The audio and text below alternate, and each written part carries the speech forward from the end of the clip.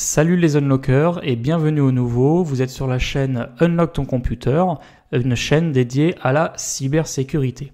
Comme vous le voyez aujourd'hui, j'ai un super micro avec moi, tout neuf, offert par des potes d'école, donc vraiment merci à vous. On va commencer cette vidéo par un petit sponsoring, donc en fait je sponsorise ma propre vidéo. Donc si vous voulez me suivre, mon compte Instagram et la mailing list à laquelle j'envoie des mails tous les dimanches matins à 9h, et en commentaire de cette vidéo. Et si vous voulez partager vos outils, n'hésitez pas à les mettre en commentaire de cette vidéo également, à liker et à partager un maximum. On passe maintenant au vif du sujet avec les 3 outils d'énumération de répertoire web que je vais vous présenter.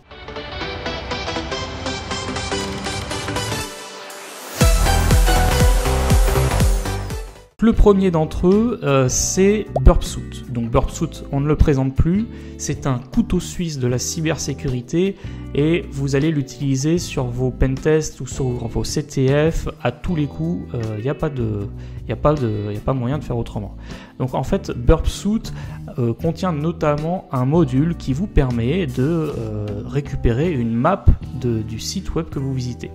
Donc en fait, Burpsuit se place comme un proxy et lors de vos visites, il va récupérer un petit peu toute la map du site.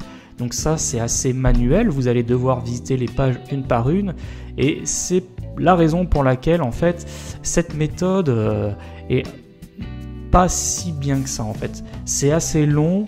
Vous allez devoir faire tout le travail vous-même quasiment et le résultat final sera pas forcément complet. D'ailleurs, tous les outils ou toutes les méthodes que je vais vous donner dans cette vidéo ne va pas forcément produire un résultat parfait. C'est souvent pas le cas et c'est la raison pour laquelle ces outils peuvent même venir se compléter les uns les autres.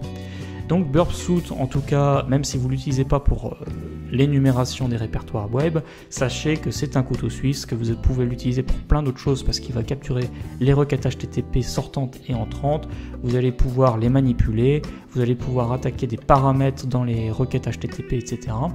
Et voilà, c'est un outil que vous ne pourrez pas passer à côté de cet outil. Un outil un peu similaire, c'est OWASP-ZAP, je ne vais pas développer plus que ça, c'est un petit bonus.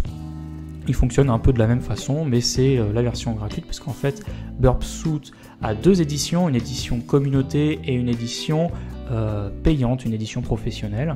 Bien évidemment, l'édition professionnelle est complète, alors que l'édition communauté est restreinte, va aller moins vite, ce genre de choses. Donc voilà, vous avez Burpsuit et OWASP-ZAP pour cette technique manuelle. Un deuxième outil, c'est les outils de type Deerbuster ou GoBuster. Donc en fait, c'est des outils qui fonctionnent sur de l'attaque par dictionnaire. Donc vous allez énumérer votre site pour obtenir la map en faisant des requêtes successives sur le site, en fait, sur l'IP que vous souhaitez.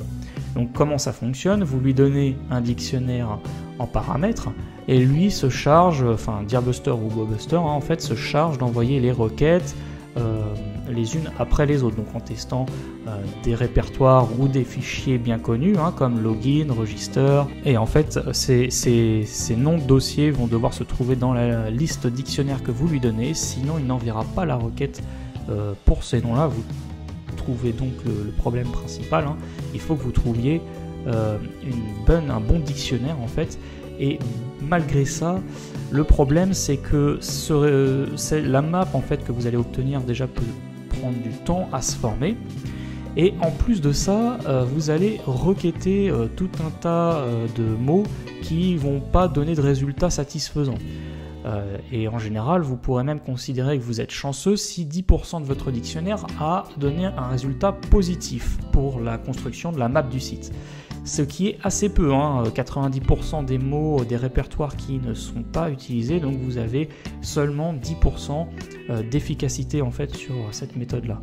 Pourtant, c'est une méthode, alors efficace c'est pas le mot, brutal c'est le bon mot. C'est-à-dire que vous allez quand même avoir un résultat, au bout de 2-3 minutes vous avez déjà une map assez construite du site que vous énumérez, mais c'est assez bourrin, dans le sens où un tas de requêtes vont être nécessaires pour former cette map. Et parfois, par exemple, lorsqu'on fait du bug bounty, on cherche justement à ce que l'impact soit minimal, et bah là pour le coup ça fait du bruit, on le voit, et c'est pas forcément une bonne chose. Alors on peut aussi placer des paramètres de manière à réduire le nombre de requêtes par seconde, mais alors là du coup les résultats vont être encore moins rapides à obtenir, et c'est forcément une attaque sur laquelle on peut se questionner, en tout cas du point de vue efficacité. Et donc vient une troisième solution qui est la solution du crawler. Donc là pour ça moi j'ai l'outil Deer Hunt. Donc c'est un outil que j'ai découvert très récemment. Deer Hunt, c'est un petit outil écrit en Python qui va faire un petit peu comme les robots de Google, c'est-à-dire qu'il arrive sur une page, il va suivre ensuite les liens de cette page et il va construire sa map comme ça en visitant les sites comme le ferait un utilisateur classique.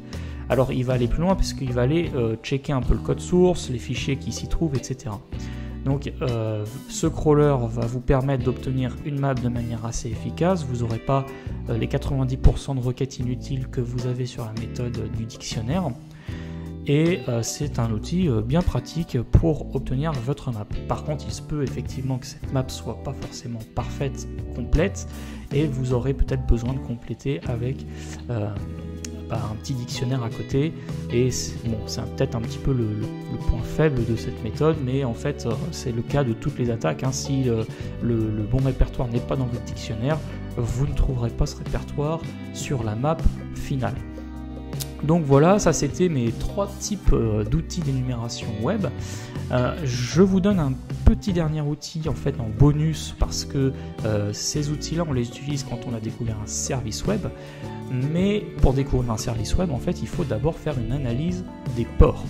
Donc en fait quand vous arrivez par exemple sur un CTF type Hack the Box, vous utilisez d'abord un outil comme Nmap. Nmap va vous permettre de faire une énumération des ports de la machine, et c'est sur ces résultats-là que vous allez pouvoir peut-être trouver un site web et donc lancer de l'énumération de répertoire web.